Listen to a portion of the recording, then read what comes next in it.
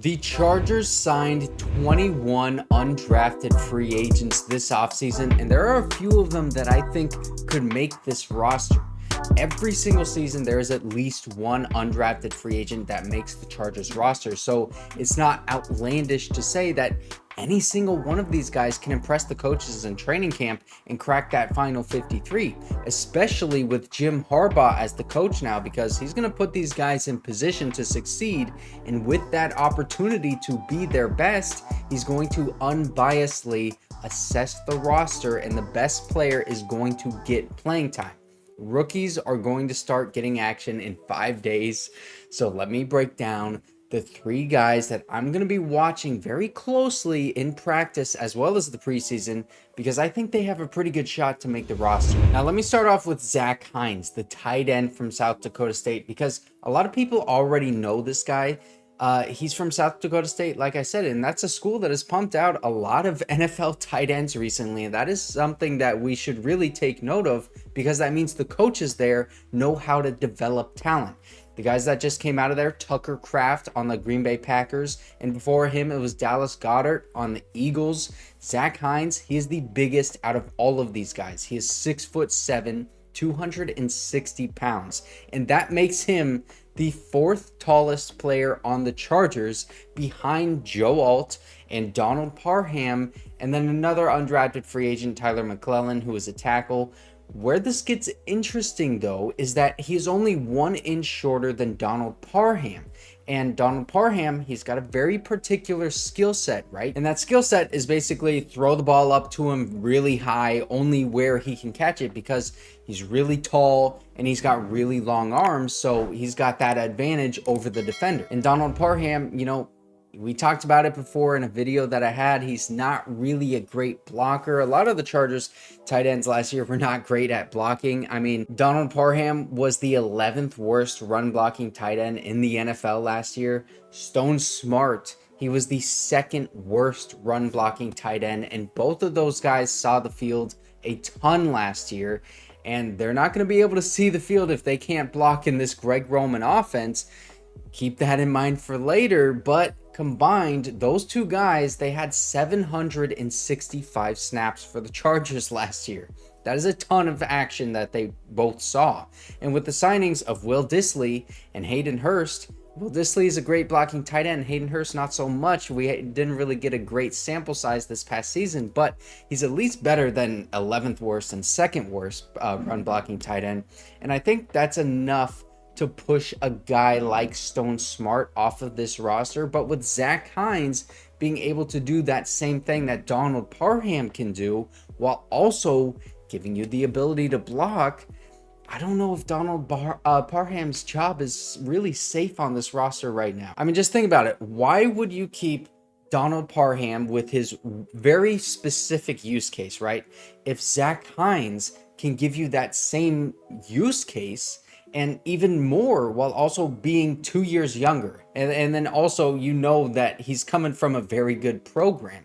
And then why would you keep Stone Smart if you can insert another very athletic tight end that can be moved all around, all over the field, better blocker, and is also younger?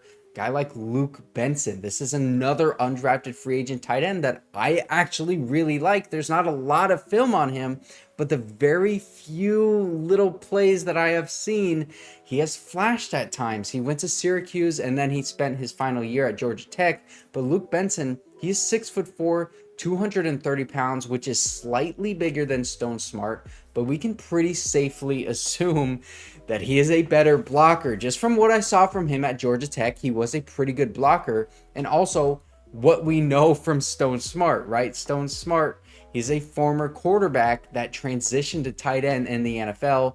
The stats speak for themselves last year. Not a very good run blocking tight end. And, those quarterbacks that transition to tight end, they always have trouble blocking on the line, and they can just never really get it together.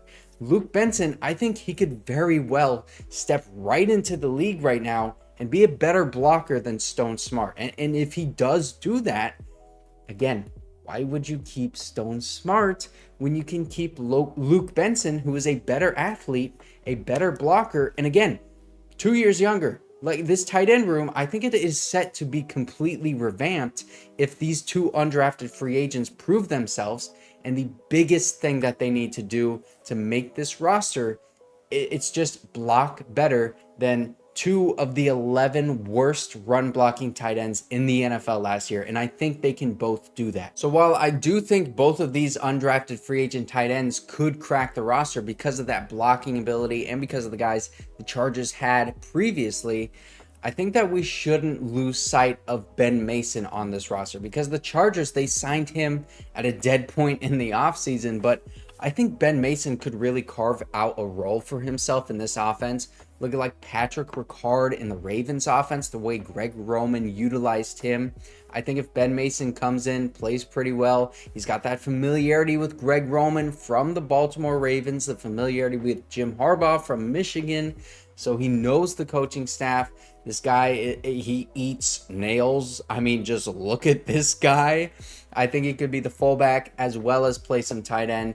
That's another reason that Stone Smart and Donald Parham, man, their job, it is not safe right now. Now, the last undrafted free agent I want to talk about is Robert Kennedy. No, not the presidential candidate, the cornerback from NC State. Because the more that I think about this guy, I just don't know, man. I think he could really make it. He is a smaller cornerback, yes.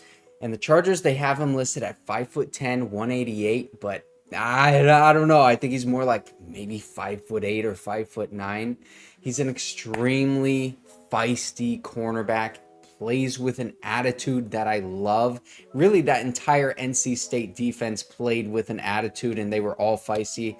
But I think he would fit perfectly in this defense, especially with a guy playing next to him that is a leader like Derwin James. I think Derwin James is going to love this guy too. He is tenacious, and he was a 2-star recruit coming out of high school.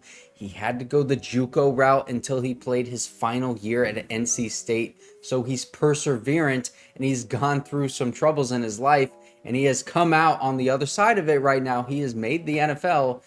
I think he's just got a really good mindset. And on the field, he is a very opportunistic player, and he's always looking to get his hands on the ball, whether it's in the air or in the ball carrier's hands. He's going to try to get that thing. And then another really interesting point here is that he was used in a ton of different places in that defense in his only season in that defense. So they trusted him a lot. 482 snaps in the slot, 38 out wide, 104 snaps as a free safety, 85 in the box, which he was pretty good against the run as well, and then 111 snaps on the line of scrimmage.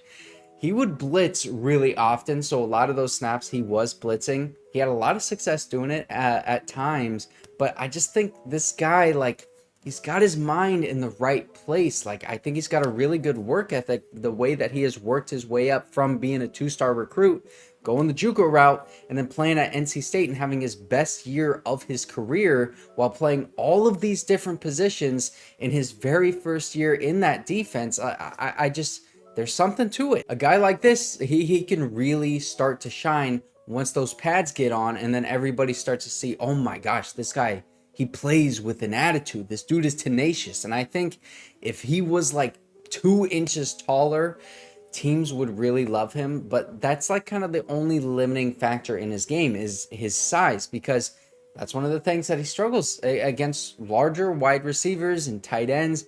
But he is a very fluid mover. He's a tenacious defender. And in a defense like Jesse Minter's that wants to create confusion for the quarterback and force turnovers, I think Robert Kennedy, I think he fits right in. But will his game translate to the NFL level? That is the question, and we're going to find out in training camp. So those 3 guys have a legit shot to make this team, not only because I think they could play really well, but also because I think they fit the team really well. And that, that is a big thing, fitting the team really well. It's not just about playing well, and that's why a guy like Tre McKitty made the roster last year. A stray shot to Tre McKitty right there at the end of the video. But if you did not see my video yesterday, you can watch this one right here.